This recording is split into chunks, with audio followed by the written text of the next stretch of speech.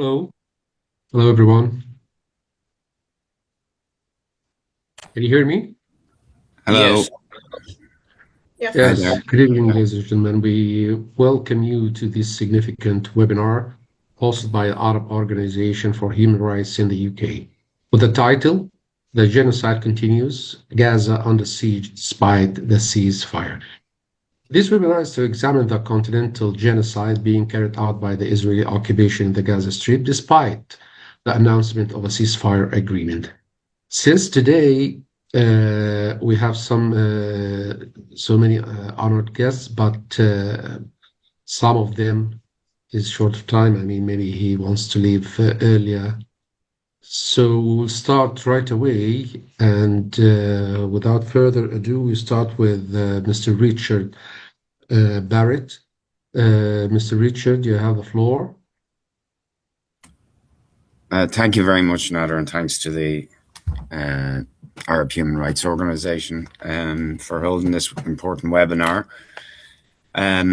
Yes, I think it's vitally important that we cut through the really preposterous narrative that has emanated, particularly from Donald Trump, where even in the last few days, he's claiming to have brokered a peace agreement and ceasefire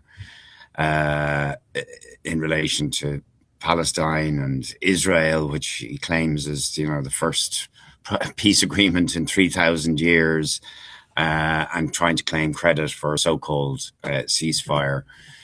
When in fact, and I'm sure other speakers will go through it, but I think it's very clear to anybody who's looking seriously at the situation that there is no real ceasefire. There's been something of a reduction in the level of massacres and atrocities being carried out by the Israeli forces, but we have an estimated 400 people have been killed since the announcement of the so-called ceasefire. In excess of 1,000 people injured, and of course, daily military operations by the Israeli occupation forces, attacking buildings, attacking agencies trying to deliver aid, breaching the so-called yellow line, although issuing denials that they're doing so, and preventing the proper flow of aid into Gaza in a situation where there is a humanitarian catastrophe unfolding that is really difficult to comprehend. I mean, it's worth remembering that long before the commencement of the genocidal massacre that's happened over the last 2 or more years, from October 2023, that even before that, the United Nations were saying that Gaza was in a state of permanent humanitarian catastrophe. That was before all of this. And since then, obviously, about 90% of buildings, residential buildings, have either been damaged or completely destroyed. Virtually every part of the Gaza Health Service has been destroyed or very, very severely damaged. Water infrastructure, schools, third level education, third level institutions destroyed, an absolute leveling of the infrastructure necessary to sustain human existence in Gaza, and Israel continues to prevent the flow of aid that might allow some relief. And then we have the flooding and rains recently causing collapsing buildings, exacerbating an already disastrous situation for those displaced, living in overcrowded situations, living in tents. I don't. No words can describe the horror of the situation that persists in Gaza, and Israel clearly not intent in any serious way in pursuing any kind of just or reasonable peace, but just kind of carrying on their campaign at their genocidal campaign at a slightly lower level. And I suppose certainly a thing I've wanted to emphasize since the so-called ceasefire is that, Trump tries to claim some sort of credit for this ceasefire. But in fact, he kind of gave the game away as to what really happened when he said that he had to, in advance of making that announcement, he was on the phone to Benjamin Netanyahu, and he said to Netanyahu, "We can't take on the whole world." And I think that was a sort of telling comment, because it was a sort of admission on his part that really what forced them to announce the ceasefire and to try and at least present the perception that there was a ceasefire was because, first of all, of the incredible resistance of the people of Gaza simply refusing to be ethnically cleansed, which, of course, is the point of the Israeli genocidal assault on Gaza. Was always about trying to ethnically cleanse Gaza, drive the Palestinians out of Gaza. But Palestinians, despite the horror that has been visited on them, the massacre that's been visited on them, simply refused to leave. They refused to be ethnically cleansed. And combined with that, you had a global uprising taking place across the world, which was discrediting the Israeli regime in front of the eyes of the world, and putting indeed pressure even on the Trump administration, to the point that even some of Trump's own Make America Great Again base were turning against him because it was simply not possible to sort of excuse or justify the genocidal horror that was being inflicted on the people of Gaza. So the so-called ceasefire, even though it's not a ceasefire, was, insofar as they felt the need to announce it and pretend there was a ceasefire, was because of the resistance of the Palestinians and because of a global uprising that was beginning to frighten leaders in the West who had armed and enabled and supported and provided political cover to the Israeli regime over many years, and indeed during the genocide itself. And I suppose what they are hoping is that what's the horror that's continuing in Gaza, the ongoing annexation now, new developments being proposed in East Jerusalem, the ongoing ethnic cleansing and the legal settlement of the West Bank and so on. They're just hoping that this will drop down the news agenda to the point where they will be under less pressure, and that in other words, to maintain a perception that things have improved, that there's some sort of serious opportunity for peace, when in actuality, the campaign of genocidal sort of, the genocidal campaign against the Palestinians in Gaza continues, and the drive to ethnically cleanse Palestinians from historic Palestine continues.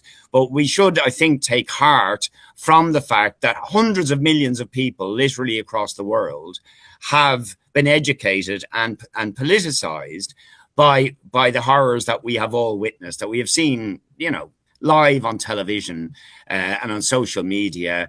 And I think it will be very, very difficult for the Israeli regime to recover the ground in terms of the hearts and minds of hundreds of millions of people who've had their eyes open as to the real nature of the Israeli regime, of its apartheid character, of its character as a brutal occupying force, and as a regime that is bent on the genocidal destruction of the Palestinian people and intent on the ethnic cleansing of Palestinians from Palestine. I think despite the continued complicity of Western governments and leaders with this, there is now hundreds and hundreds of millions, probably billions of people across the world who have come on to the side of the Palestinians. And certainly I can say from in Ireland, I mean, we've always had a high level of solidarity with Palestine here in Ireland, but the extent of activism of people here demanding sanctions, putting pressure on the Irish government to impose sanctions, which the Irish government are still not doing in any serious way, but they're under a level of pressure they've never been. And I think that is true right across Europe. And I mean, others can talk about the United States, but certainly there has been a massive level of mobilization across the globe. And it's those forces, along with continued Palestinian resistance, to the Israeli occupation, to the genocidal campaign Israel is waging, to the apartheid regime, that are the hope in this dark and bleak situation. Yeah, we have to continue to find ways to obviously expose the reality of what is continuing in Gaza, the genocidal horror continuing to go on in Gaza, but also to build the resistance in the Western world to a point where we can actually force real sanctions to be imposed by governments like my own and other governments, where we have seen, there's still a long way to go, don't get me wrong, and there's obviously resistance at the top levels of many EU countries to acknowledging the truth about the Israeli regime, but I think they're under a level of pressure they've not been before, and we have to continue to build that movement of popular pressure. Thank you very much, Mr. Barrett. And now we give the floor to Mr. Richard Falk, American professor, activist, and human rights defender. Mr. Falk, you have the floor. Thank you very much. Thank you. I'm very glad to be part of this panel discussion of the fake diplomacy that has shifted a lot of the media attention away from the abusive Israeli policies toward the people of occupied Palestine, and indeed toward Palestine in general. I think it's what Richard Barrett just said covers the overview of the situation in a way that I find very congenial and insightful, and without any discrepancy so far as my own understanding is concerned of the evolving situation. But it should be understood that, as he was suggesting, the people of Gaza are experiencing a somewhat lower level of aerial bombardment and artillery shelling, but they're in a state of being totally vulnerable, totally under these repeated provocative attacks by Israel that are completely negating the allegations made on behalf of the Trump diplomacy that this is a ceasefire and a path to peace. It's really not that. It's a path to the further fulfillment of the Zionist plans to erase Palestine. There's no evidence that they have qualified that essential dimension of the overall idea of finding a one-state solution based on Jewish supremacy within an Israel that's labeled as Greater Israel. And that's a code way of describing annexationist goals that are very much more salient than the alleged security motivations of Israel. Israel has clearly manifested a continuing expansionist view that seeks as much land as possible with as few Palestinians on it as possible. And although the level of military violence may have diminished to a degree, the natural conditions of winter in Gaza and indirectly the West Bank are more severe than they were during the period of unlimited genocide. Living in these encampments of very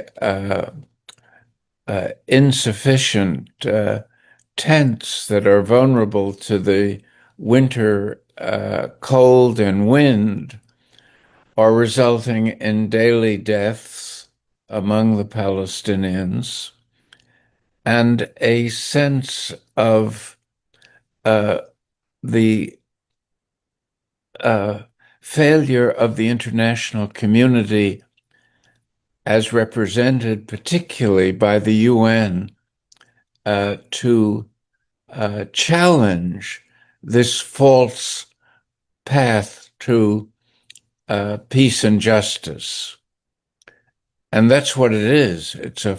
It's a deception that was shockingly, for me, resulting in a unanimous Security Council resolution and that endorsed the Trump approach and pretended that there really was a genuine process of peace rather than a diplomatic shift in combat tactics. That's what this diplomacy represents, a shift in combat tactics combined with a diplomatic offensive designed to reward the perpetrator of genocide and to punish the victim. And that's should be a source of shame on the part of the UN to let that happen. And it's a shock that for the first time since this horrifying spectacle started unfolding after October 7th, the Security Council has been able to act unanimously. It was the times where a genuine ceasefire, I think, was sought, was 5 times vetoed by the West, and particularly the US. And now we have a situation where on the one side, as Richard Barrett emphasized, Israel has become a pariah state for the peoples of the world. It is being rewarded by the institutions that are supposedly the custodians of law and justice in the world. And that produces not only a deepening humanitarian crisis, but it's also a world order crisis when you have the UN siding with genocide or with the results of genocide. And it's as if after World War II, the surviving Nazis were put in control of the development of the future of Germany. That would have been an inconceivable result, but that's what's happening, or what the West and particularly the U.S. are trying to have happen with respect to Israel and the region, which there's a intercivilizational dimension to this situation in which the alignments show that Israel was backed only by white Western countries. And the Palestinians were backed by the global South, and not inadequately, but nevertheless rhetorically, at least, by most of the Arab and Muslim majority countries.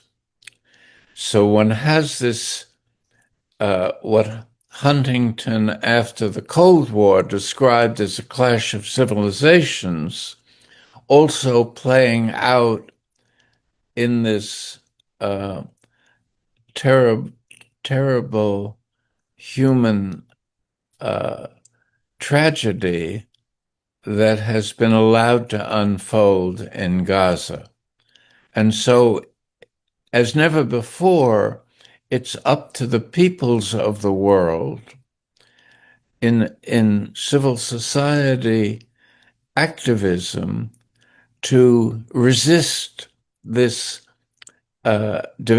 developments and to express solidarity with the Palestinian people in their struggle for basic rights overall, and especially the right of self-determination. Let me close by pointing out that one of the features that is so disturbing in what is described as a peace process is that the Palestinians have been excluded totally from participating in shaping their own future.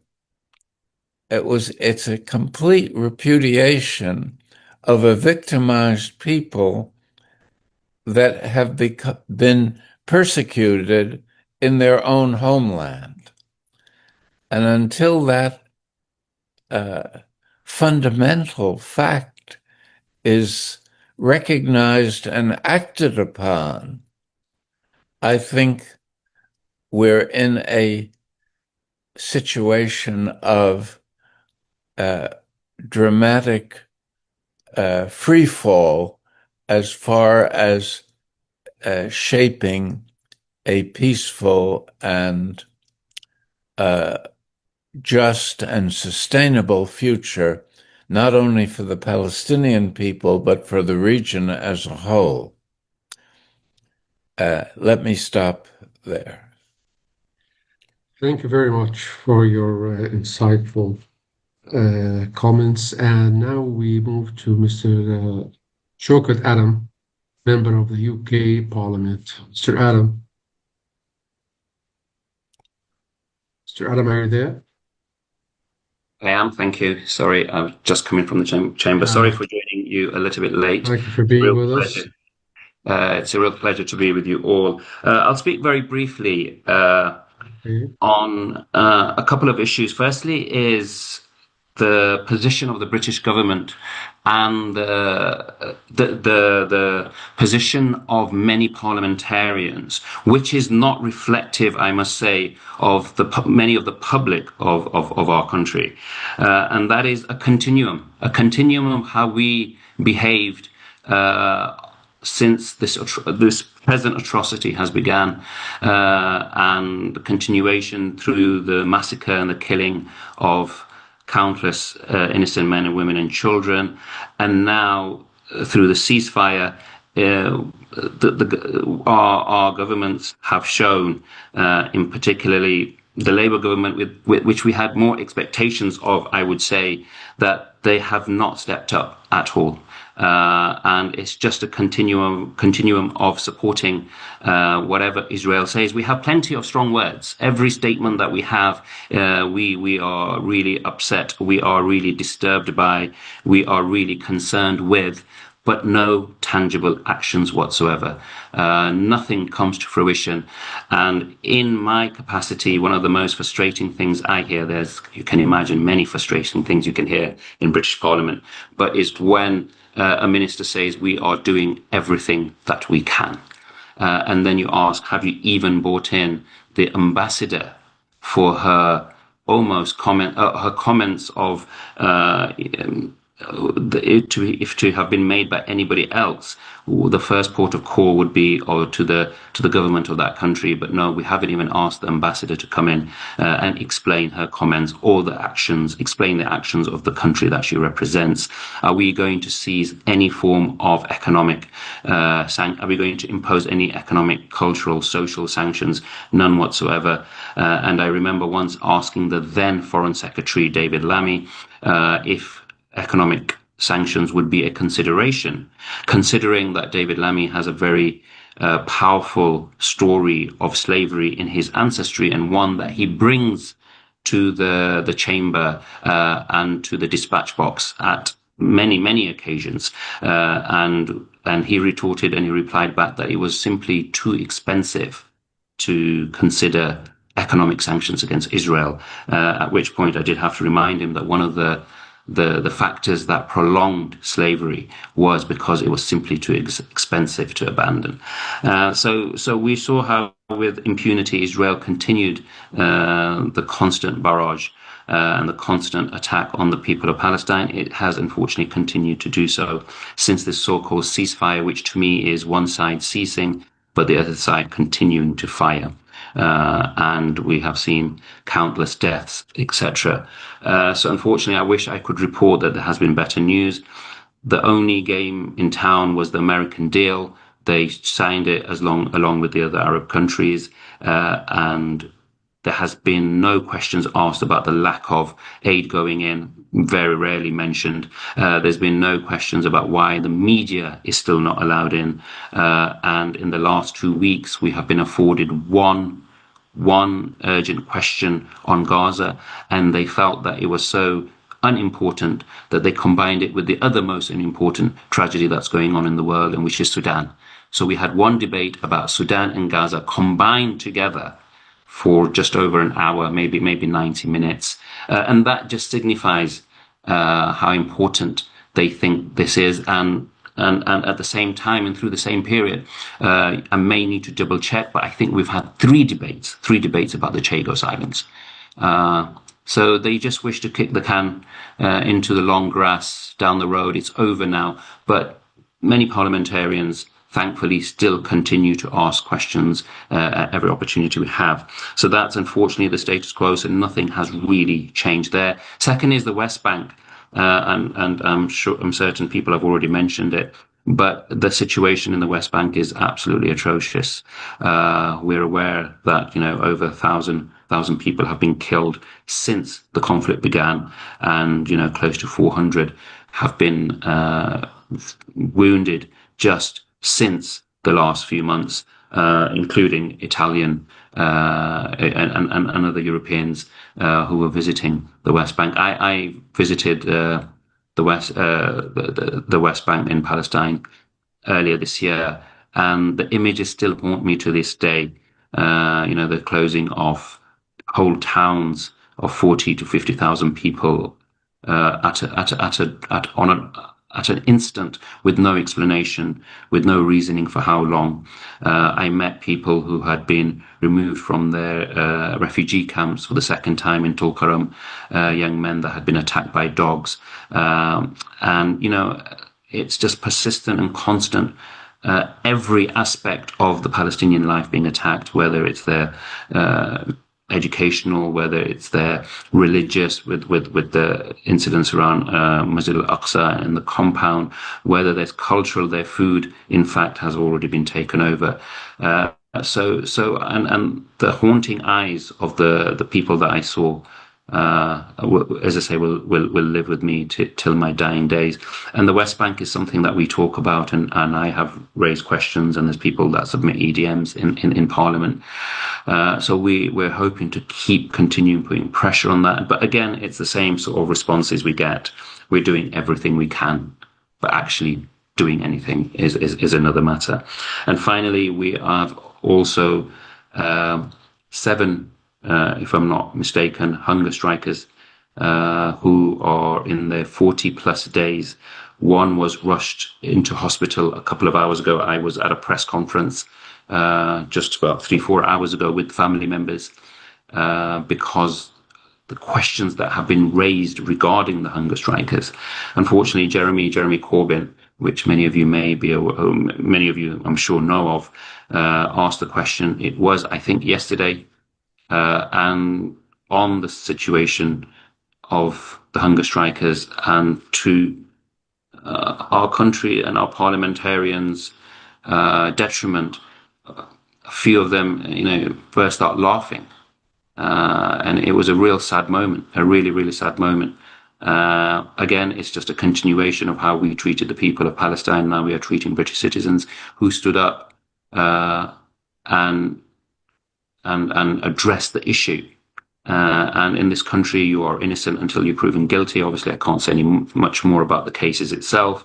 But this and their cases now have been postponed till early part of next year, February, I believe. And it seems they're being neglected and forgotten and not spoken about in the media, just like they are trying to do with the Palestinian people. So the people of Gaza have lost their lives, their loved ones, their properties, their whole livelihood. In this country, we are losing our rights. There are now ongoing discussion of proscribing even the chant of the global intifada, to make that an arrestable offence as well. So I will leave you, unfortunately, with those somber thoughts. I wish I could be a lot more positive.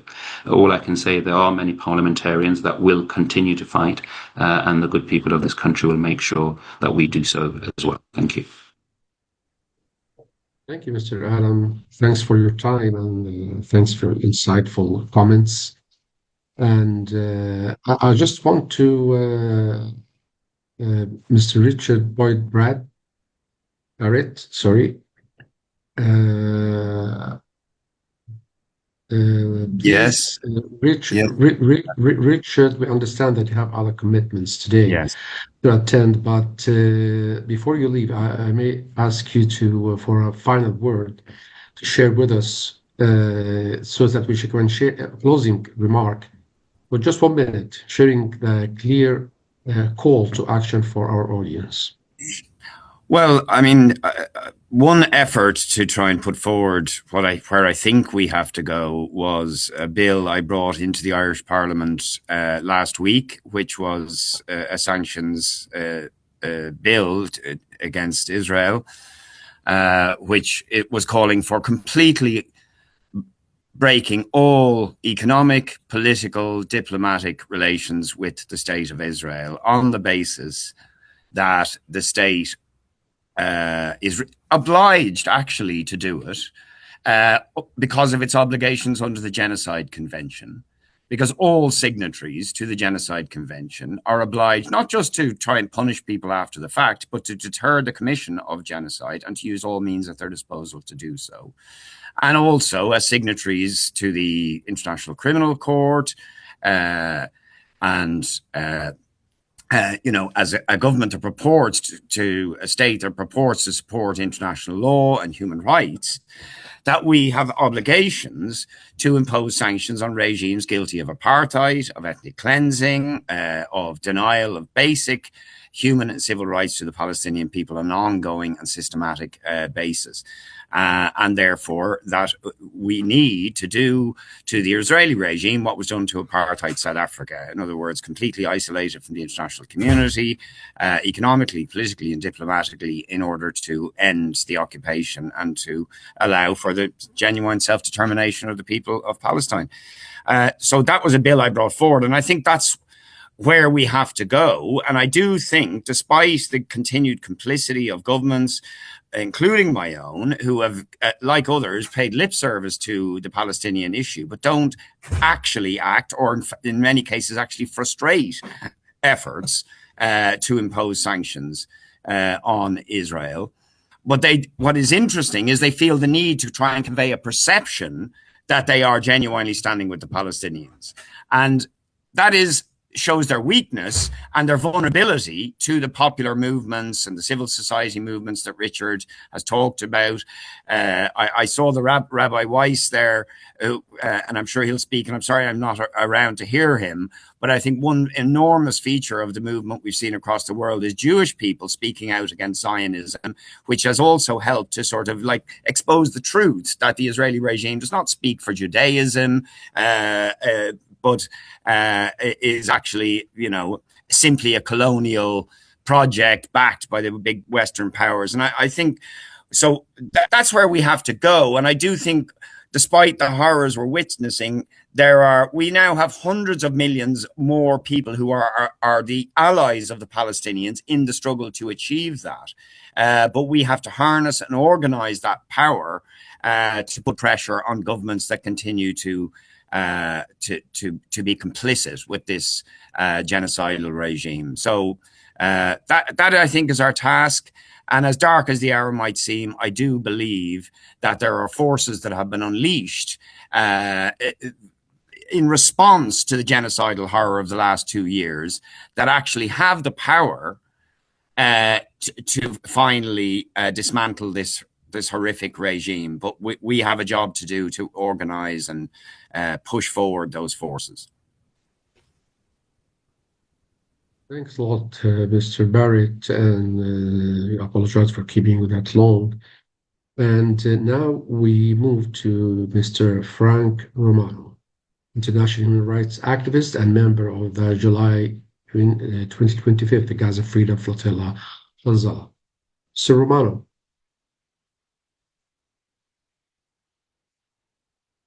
Hello? Mr. Romano, are you there?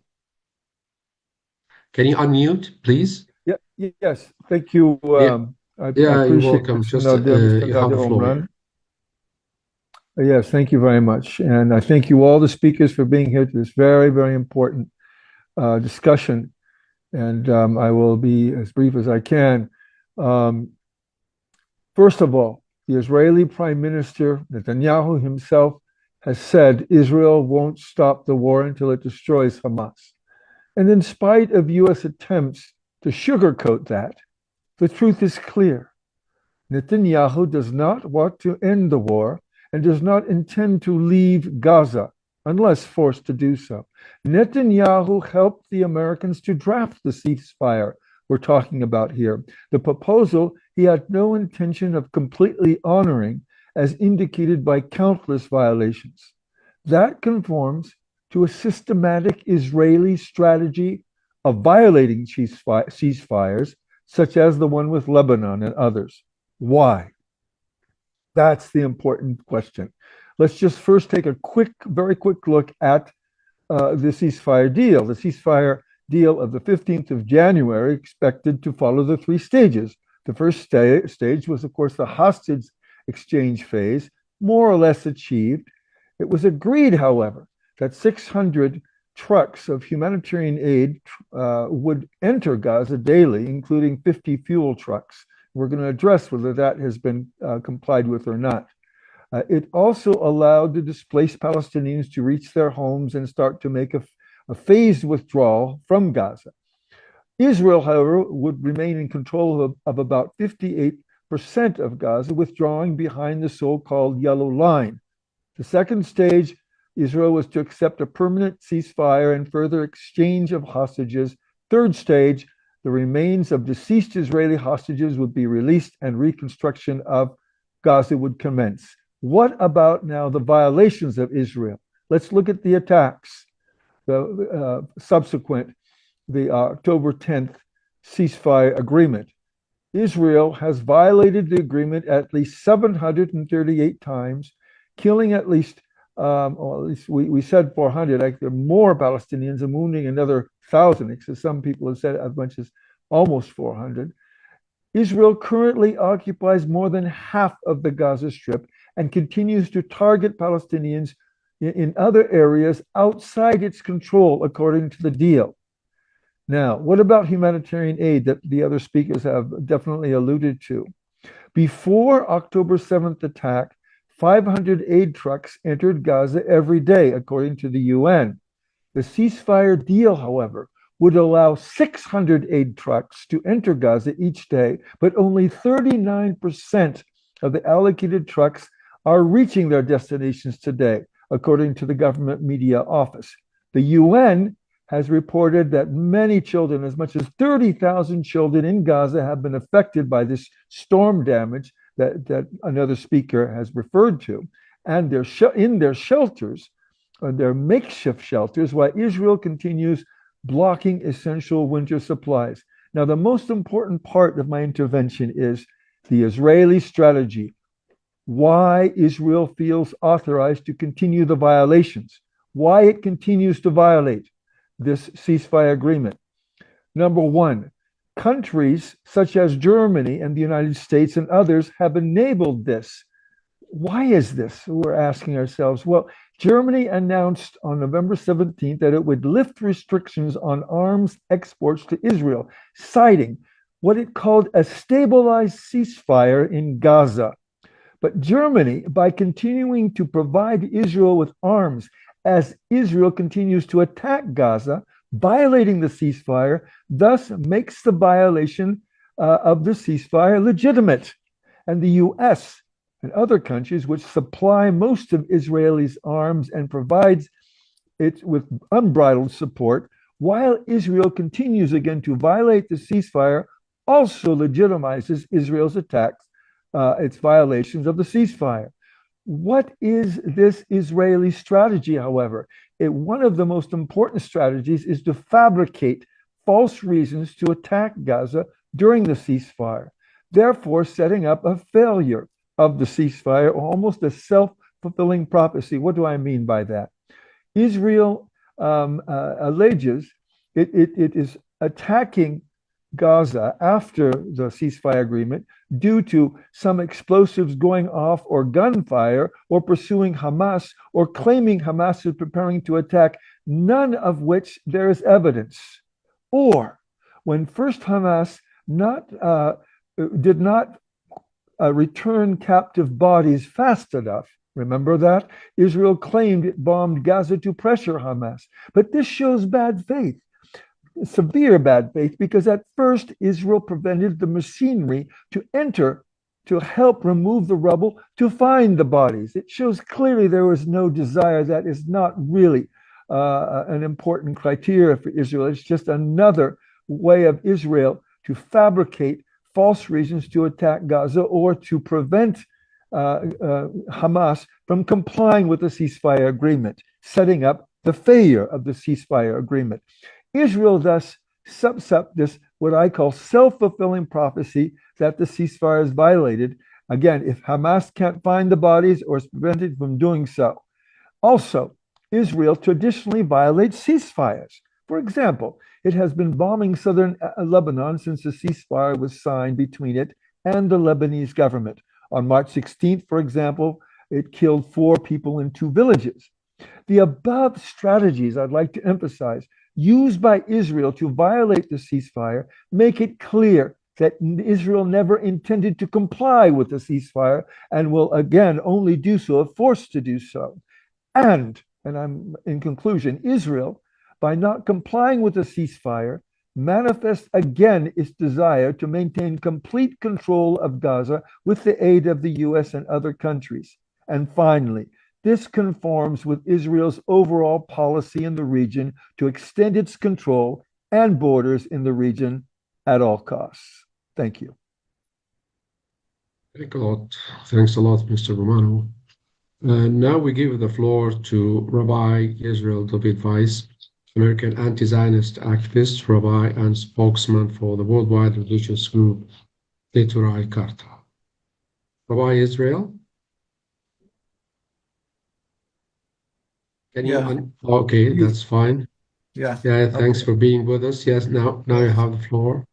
Yeah. So first I pray to the Almighty to bestow upon me his truth, his wisdom, that I may be worthy of conveying his message, and so sanctify his name and bring peace to the world. I really humbled and appreciative of being invited to this extremely critical assembly, which the goal obviously is to somehow open the minds, change the approach of what the world is doing in regard to the occupation the horrific occupation in Palestine and certainly now in Gaza. I just brought to mind when Richard Falk was speaking, where he mentioned about that although there's a ceasefire, we are standing in a situation where it is turned to the frigid winter, and people are simply dying from the cold. And it reminded me of a story that we in Jewish teaching that it's very important part of our true Judaism is that we have to constantly think and worry and be concerned with the poor. So there was a rabbi at the beginning of winter went out on the streets to collect money, went from door to door, which is common in our communities, to collect money for the poor. They need to be able to make the fires and so forth, to warm the homes. So he went to the door of a rich man and he knocked on the door. Somebody came out to the door and they saw it's the rabbi of the city. So the rich man came to the door himself and he said, "Come on in, come on in." And he said, "I just would speak to you a moment. If you, I don't want to come in. I just have to speak a moment." And he started talking about the situation of the poor people, and he like moved a little back from the door, so the rich man had to come out a little bit into the outside there in the street. And he starts talking to him, and the rich man was not wearing his coat, and he was started shaking from cold. And the rabbi just keeps on continuing. He said, "Just one more minute," and he starts talking to him and talking and explaining the situation. Finally, the guy said, "Look, I'm freezing cold. Come on in." So he said to him, "I just wanted you to stand here and appreciate what we're dealing with over here, that you have a nice warm home to go into while other people don't. I could say it to you in your home, but you won't appreciate it. It won't get into your heart. We are dealing with another phase of the evil of the satanic occupation of Palestine. It is no less than the bombing, what they're doing by killing people, totally psychologically destroying them by minute. It rains and they're flooded and it's freezing cold just for a minute to stand in such a situation. And it brings death and it brings a lifetime of suffering and who knows how many sicknesses that will escort them through their lives. We can't, it's beyond words that the world is silent in such a situation. Unfortunately, the cover, the excuse is that they have it was by way that the Zionists have dehumanized the people of Palestine, the people of Gaza, and that is their modus operandi, that they make as if they constantly speak, for instance, of October 7th, and now we've just witnessed in Australia where the Prime Minister Netanyahu openly rebuked Australia and said that they are at fault because of their position of recognizing Palestine. The hubris, the ultimate chutzpah, the audacity, not even being embarrassed at the fact because of what they're doing is inciting and bringing hate. We're not, of course, saying that there is a right to go and shoot civilians and shoot people. God forbid. That's not the issue. But to totally free himself of responsibility, the fact that for 2 years they're murdering innocent children and on, torturing, arresting doctors, the heads of hospitals and torturing to death, and on and on and on. And then to feel that they're totally not responsible for a reaction of somebody who cannot witness this thing, and then to blame it because the prime minister looks at the humanity and the needs of a human people. And it's beyond words. Now, that the problem isn't that what he did, because he's the core of this of the satanic movement that is doing this. But where is the world? It's an insult. It really an insult to humanity that we are standing by over 2 years of Gaza, but not of Gaza, of Palestine for 77 years, when we as Jewish people in the Jewish community in Palestine have been pleading from day one in 1947, that is 78 years before the state was ratified, the chief rabbi of the Jewish community of Palestine, the community that was living in harmony together with Muslims and Christians, pleaded with the delegation of the United Nations. It's the United Nations documents where he stated, Rabbi Yosef Tzvi Dushinsky, in July 16, 1947, he said, "We furthermore wish to express our definite opposition to a Jewish state in any part of Palestine."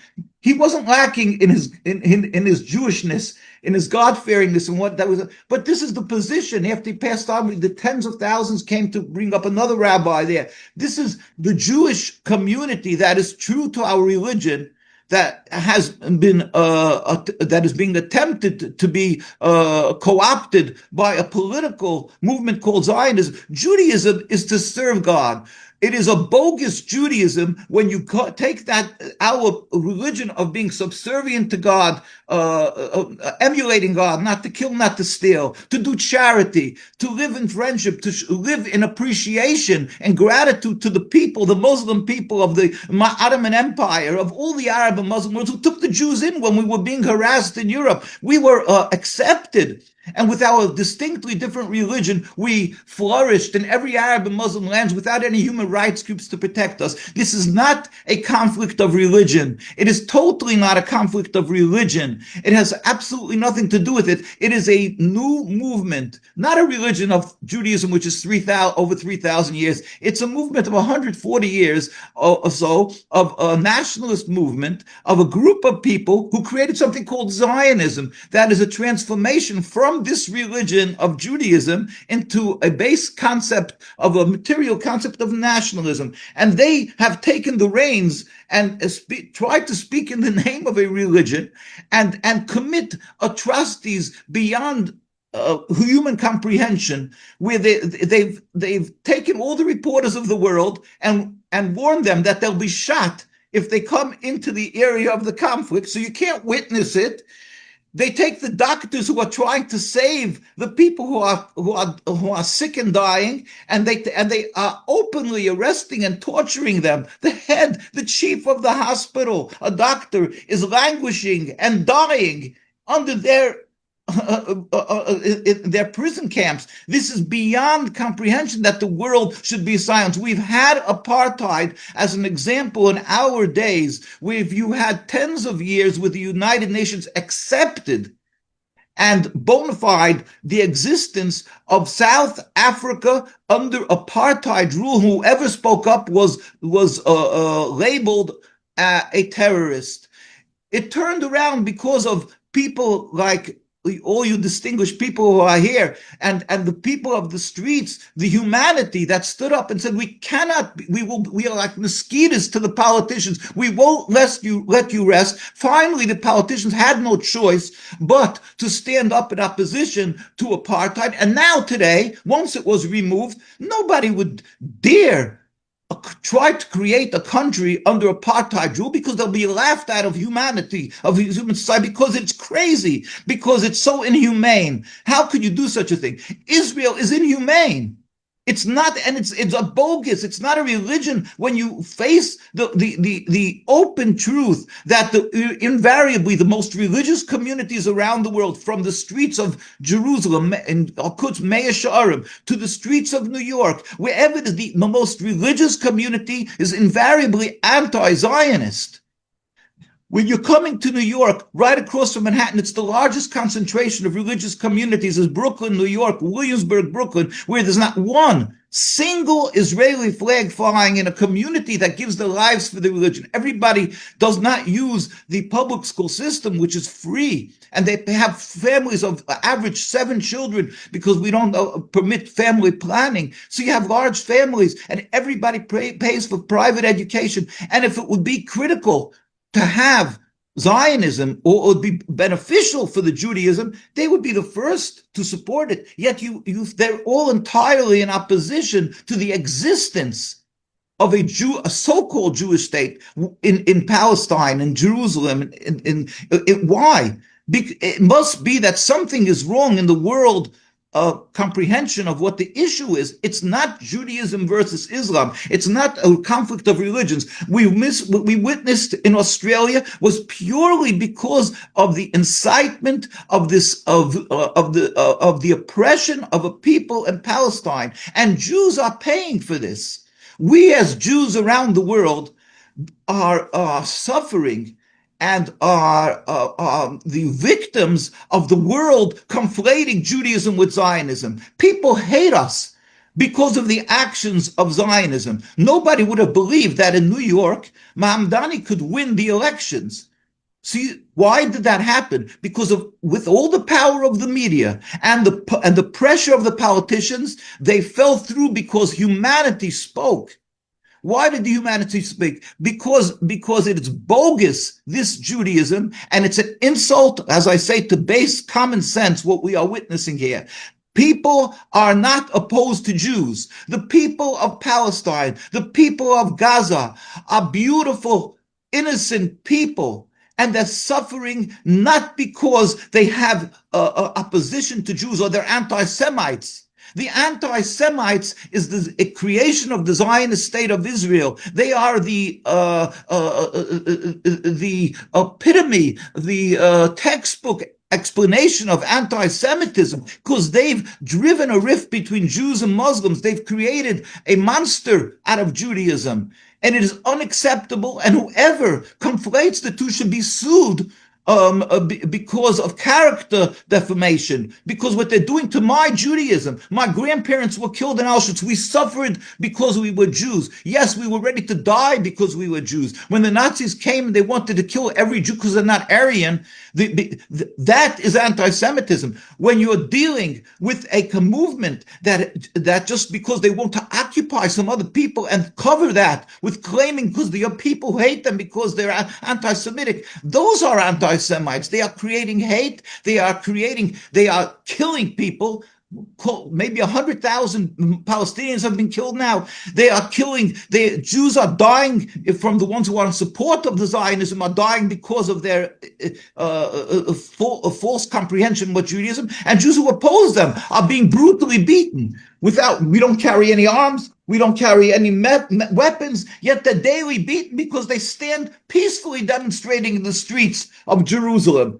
Old men, young children, they get arrested because they refuse to serve in the Israeli army, and nobody says a word. This is unacceptable, and the world has to stop being intimidated by the accusation of anti-Semitism and realize that this is a charade. It is totally openly false Judaism. It is a nationalism. Please let's just say Judaism is over 3,000 years to be subservient to God. We were under oath of God since the destruction of the temple 2,000 years ago, not to kill, not to steal. We're not allowed to reestablish any Jewish sovereignty, even in an empty land. Certainly not in a land that was inhabited, and certainly not by killing or stealing. And we have to also show appreciation for people who did good to us, which was the Muslims, which was the Ottoman Empire, which was the people of Palestine now. So this is something that is clearly unacceptable, and the rabbis around the world,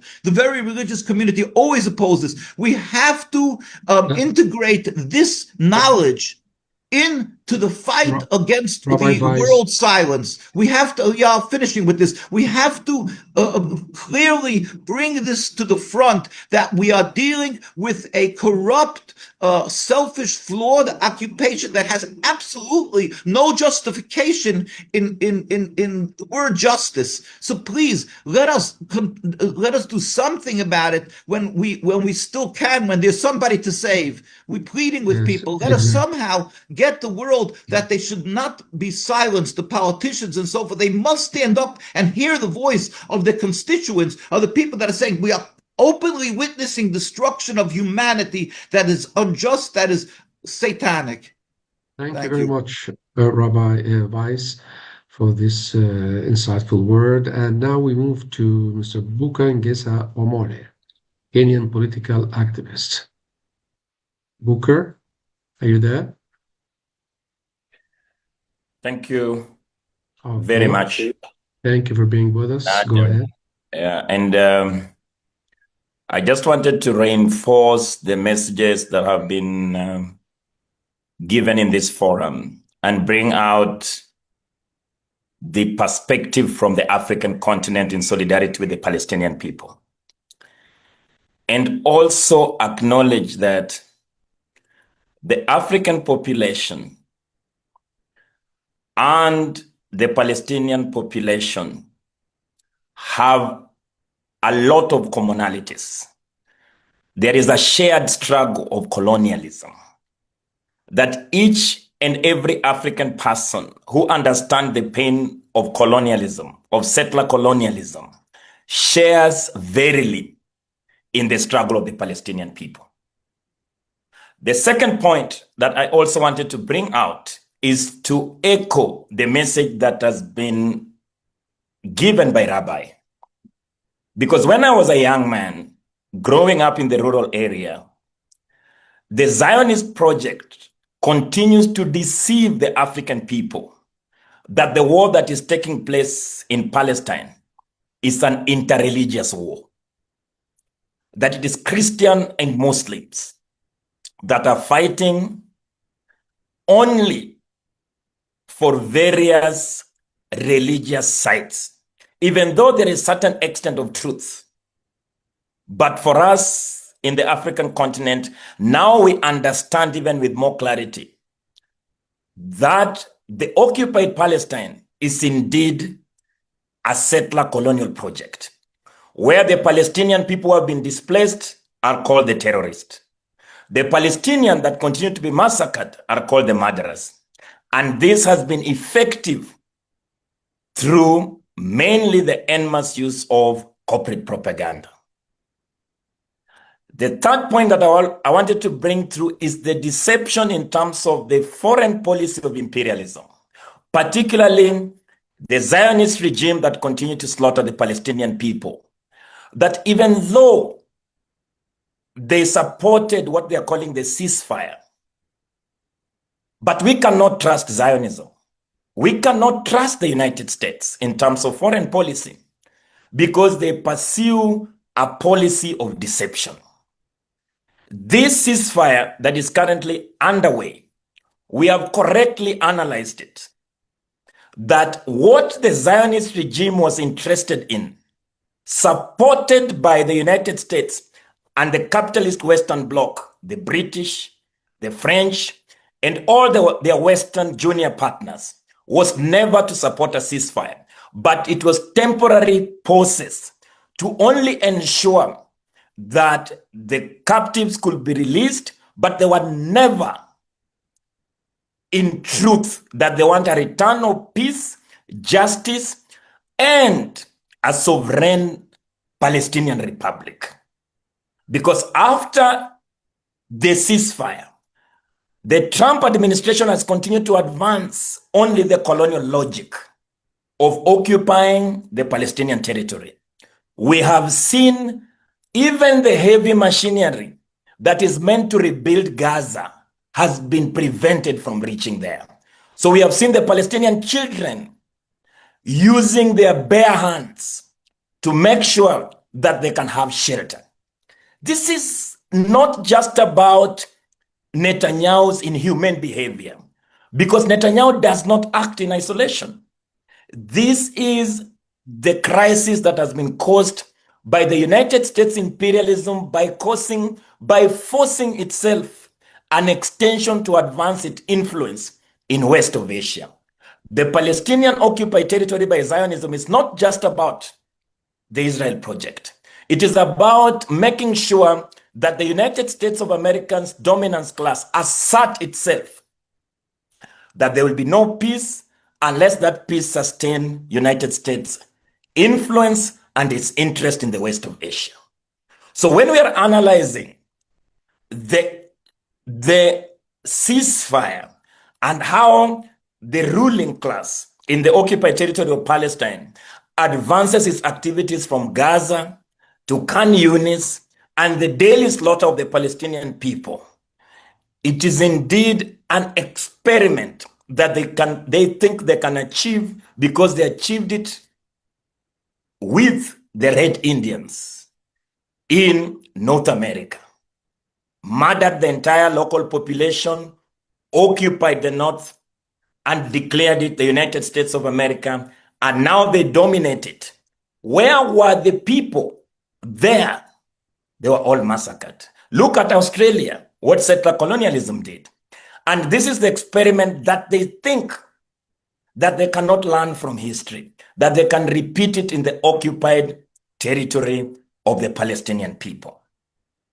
I know for a fact that there's been a talk of a two-state solution, a one-state solution, but which Palestinian state? While the ruling Zionist regime are not interested to have a Palestinian state sovereign and independent with its own military, Gaza has been under siege for a long time. In fact, to be truthful about it, Gaza has been an open-air prison.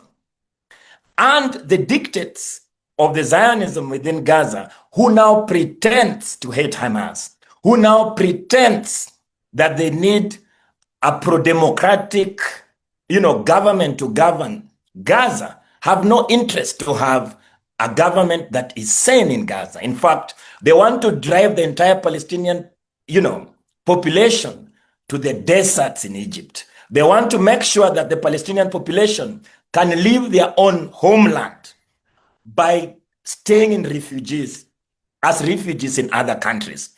This is the hypocrisy of Zionism supported by the United States dominance class. And we must bring that out clearly, because we cannot analyze the occupation in Palestine without the arms flowing from the British government, from the Western Europe, from United States. Zionism will not stand on its shoulders. In fact, it's only the defiance of the Iranian people that have stood against the arrogance of the United States imperialism, that for a fact has been able to actually put a stoppage in the United States offensive in the current West of Asia. I would like to say verily that from the Kenya-Palestine Solidarity movement, the Communist Party and all the progressive in the African continent stand shoulder to shoulder with our brothers and sisters in Palestine. And we say that Palestine is the weakest link of the United States imperialism. And the strategic decline of the United States also advances the freedom of the Palestinian people. We must, for a fact, those who have suffered under the yoke of colonialism and now imperialism, standing shoulder to shoulder to make sure that the Palestinian project, in fact, even in a more radical way, to say that there is an essence need for a one-state solution where the Arabs, the Jew, the black population, the white population can live and coexist peacefully under democratic government, where all democratic rights are respected. This is our distant dream as we support the Palestinian people. And we support them unconditionally. We know for a fact that we should be able to join them to fight Zionism with arms, to make sure that we are able to bring dignity to the planet. But we are far away. Probably we can send medicine. We can send solidarity to the Palestinian people. But verily, the victory is with the oppressed. And we will say that the Palestinian people will be the victors. And the Zionist project will be humiliated, and their partners, which are mainly the United States imperialism. I like the way the British politicians have put it in this forum, that even the British politicians themselves cannot make a decisions of their own. In fact, British themselves, in our own analysis, is a neocolony. They take the dictates of the United States dominance class to make sure that they can draft and craft the foreign policy, not just towards the African continent, but towards the peripheral countries. So this is unacceptable, that even the politicians that are in Western Europe cannot read the mood of the people, that they stand out to only speak for themselves, but the entire European population, in fact, the majority of them, supports the Palestinian project.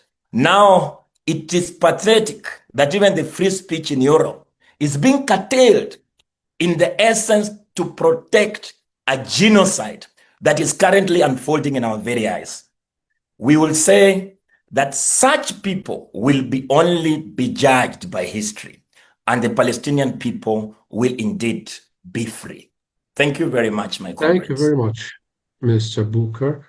And now we move for Alicia Solis.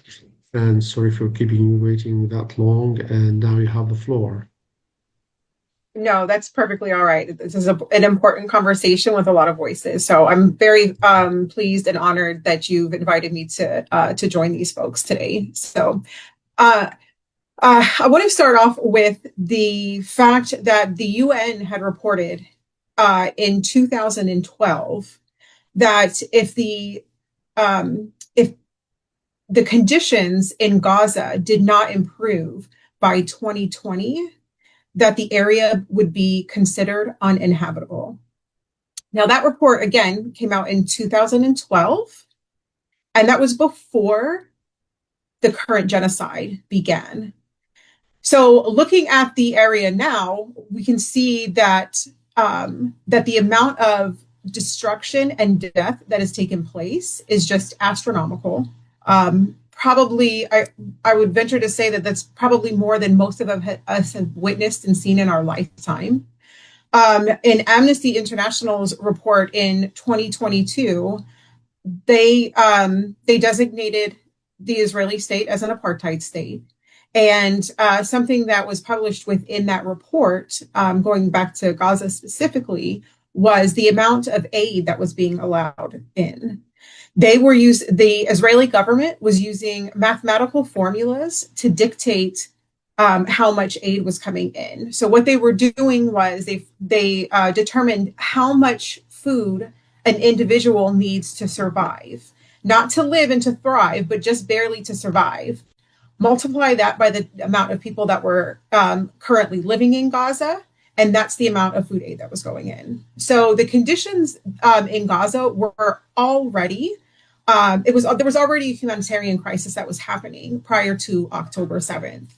But I think one thing that a lot of people are now learning that people didn't understand before. I think most people on this call and our colleagues understood that October 7th was not the beginning of something, but a reaction to something.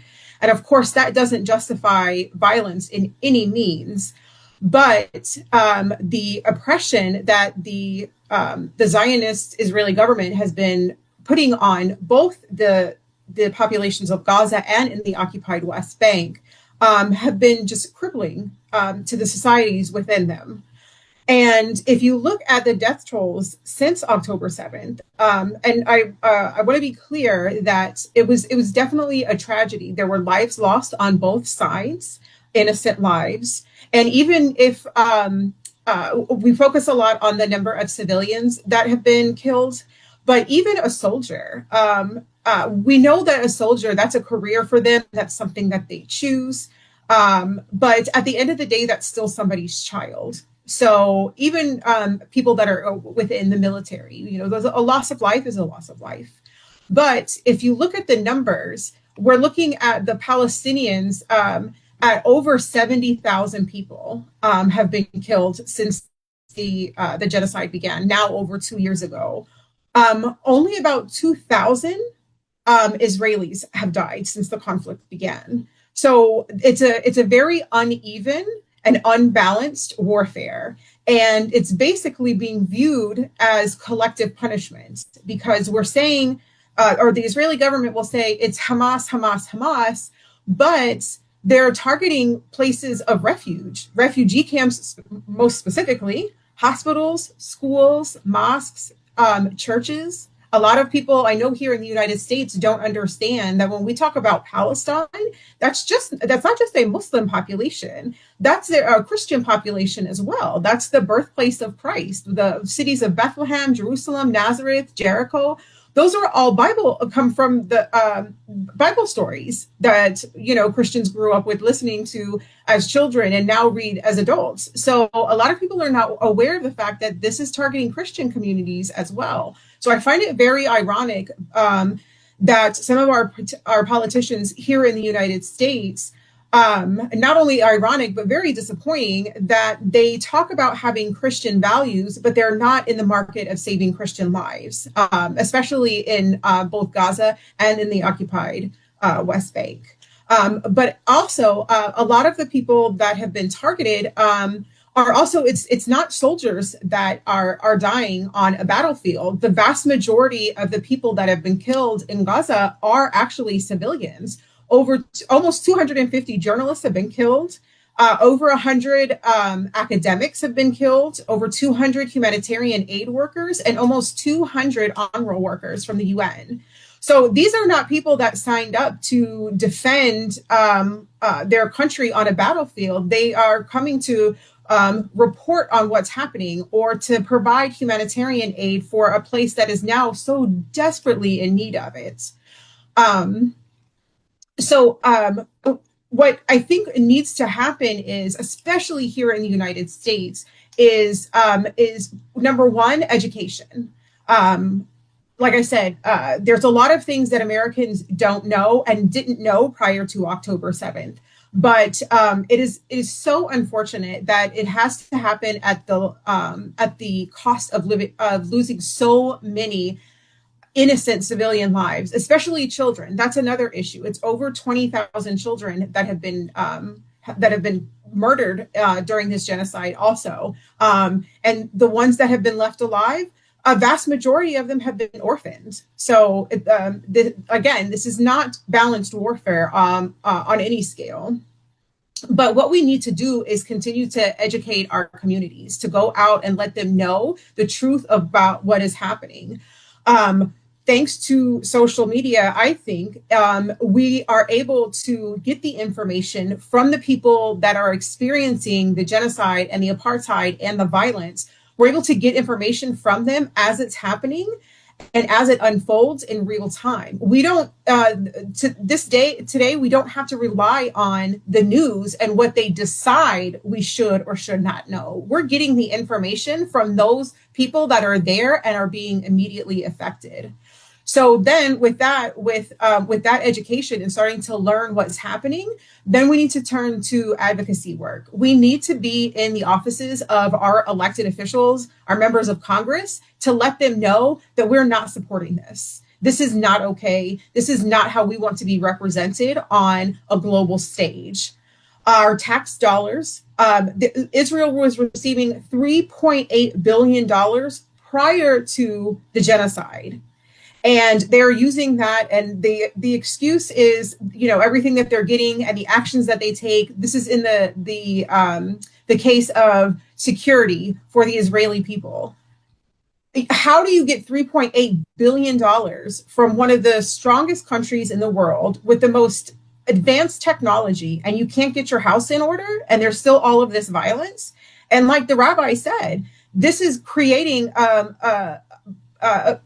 an issue for the Jewish community that are not Zionists, that stand in solidarity with the Christians and the Muslims that are there in Palestine. I don't understand how we continue the Netanyahu and the rest of the Israeli government that is perpetuating this violence, how they don't understand that is directly affecting their communities, not only there, but overseas. The person that, if it was reported correctly, the person that did the mass shooting in Australia, it was reported that he was a former IDF soldier, and he said that he was tired of the way that his people were acting. So this is a Jewish man attacking other Jews for what he doesn't understand the representation. They're not Zionists. They're not the ones that are being oppressive to the people in the Gaza Strip and in the occupied West Bank. But he took out his anger on those people, so it's misrepresented. So the what he's accomplishing, or what he thinks he's going to accomplish, is nothing. What are you going to do when everybody's dead? Because that's what's basically going to happen if they don't let up. So again, I think it's very important for us to speak to our elected officials.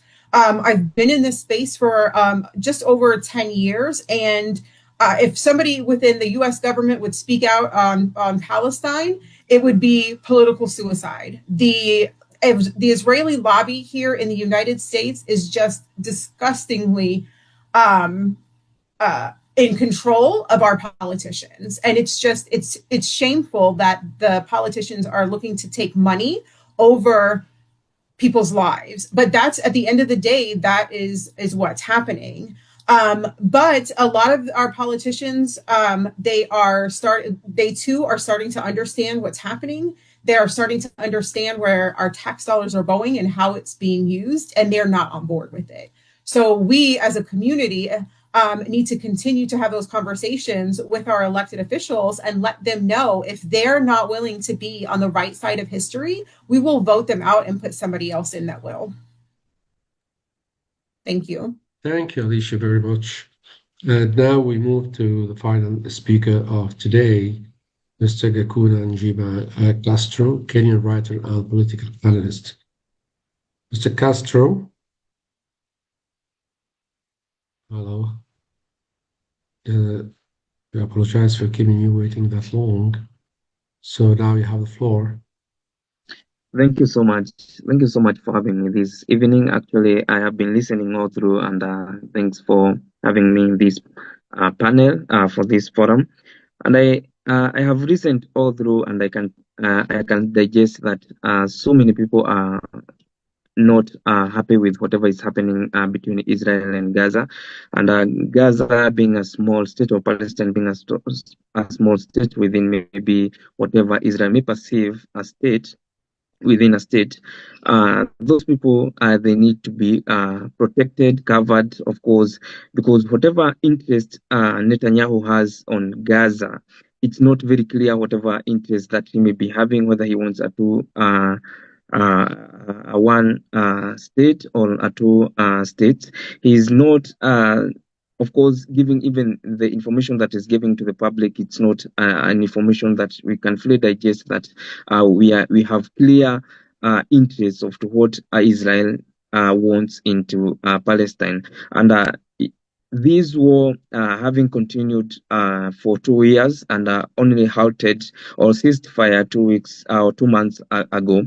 And this ceasefire, of course, it's very fragile, because we have reported cases of, or incidences of sporadic incidences and military actions and accusation of violations that, of course, are frequently between or reported by both Israeli and Hamas. So it's a case that is not really taken care of with the proceedings of the current occasions.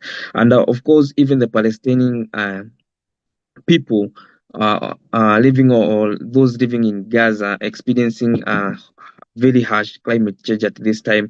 You will hear, of course, and also getting some reports of houses or buildings that are, of course, collapsing because of the weather, because of the rain, some floodings. And Israeli is not ceasing fire, and directed or given by both parties. It is something that is very disappointing, because that is not only a disregard to humanity, but also a disregard to human life, and also right to life. It is very threatening and very risky, especially for Palestinian women and children experiencing that that kind of all harsh political, military, and climate changes in at such kind of a time. So when I listened to Rabbi, Labi gave the context of, because I came from that the 25th, I had movement, the Palestinian movement. I didn't get the name very clear. And I heard him speak emotionally about the feelings and the context of the Palestinian people at this time and how they came from and where they are.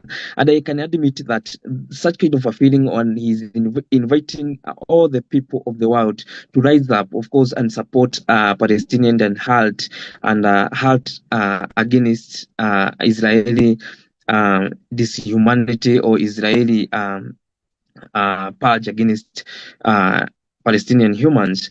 So it is something that we are called to, and I'm glad that people of the world, of course, they are rising against Israeli. We only need some powerful, of course, regimes and to support in this cause, because this issue of course, the protocols that have been deployed without any measures that it's put in place, or any enforcement that is put in place, may not didn't necessarily work, because you might find like Israel may not cease fire because it still wants to have a control of whatever is happening between the parties. It might want to have the control also of the land or the Palestinian people, and you can you also are getting the reports of how also the humanitarian aid or humanitarian assistance is not getting to the Palestinian people, the Gaza people.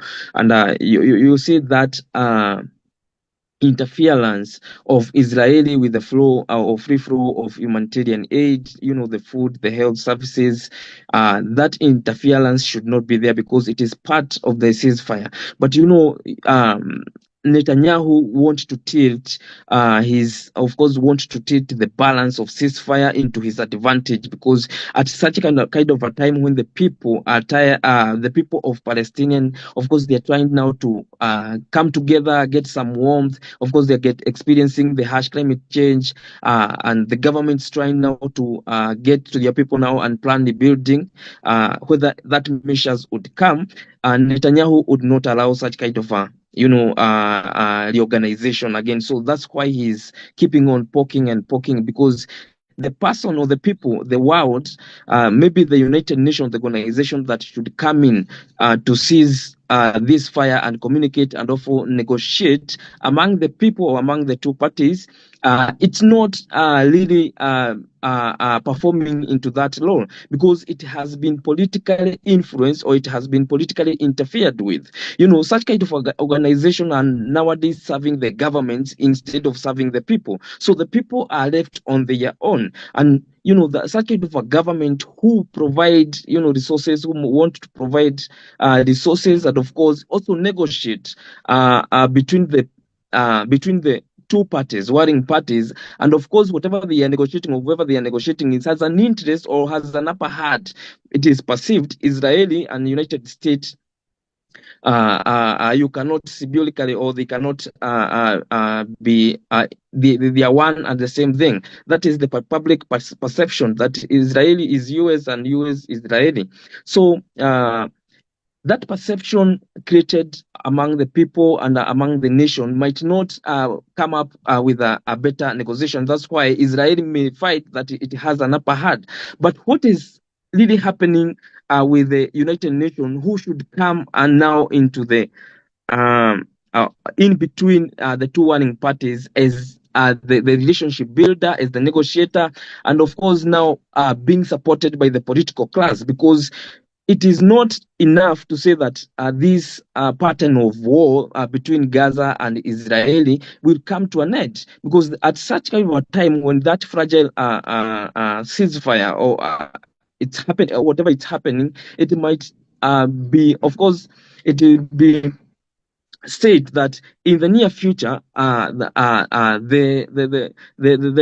coin might tilt towards Israeli, and Israeli may find it has an upper hand, and of course now maybe want to continue with the fight, of course, with the agenda of what they want. So it is upon the actors, non-state actors, to get in between the people and listen to the people, of course, and get the perception or get the interest between Israeli and also between Palestine. And if they do, then they are sleeping on their job, because they should be the people who should be, of course, between, or who should be the mediators of the warring parties between or between among state. And this is happening even among most peoples, or among communities and the countries, such kind of whatever is happening in Sudan and now in Gaza, Israel.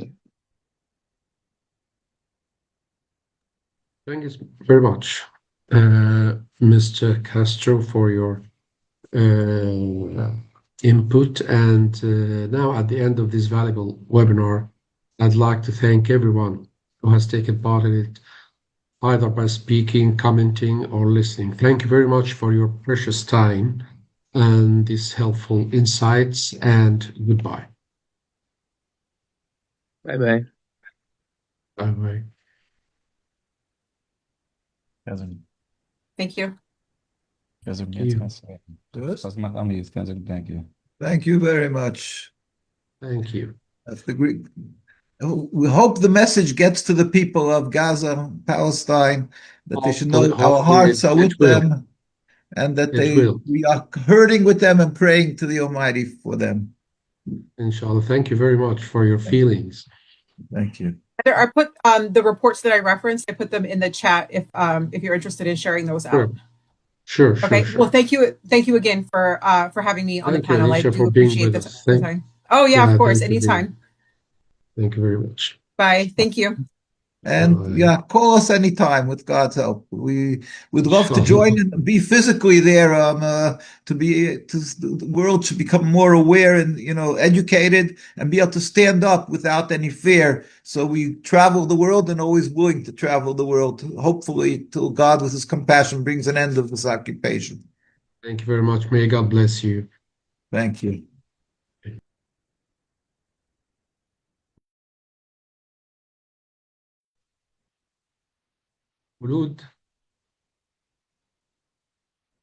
خلود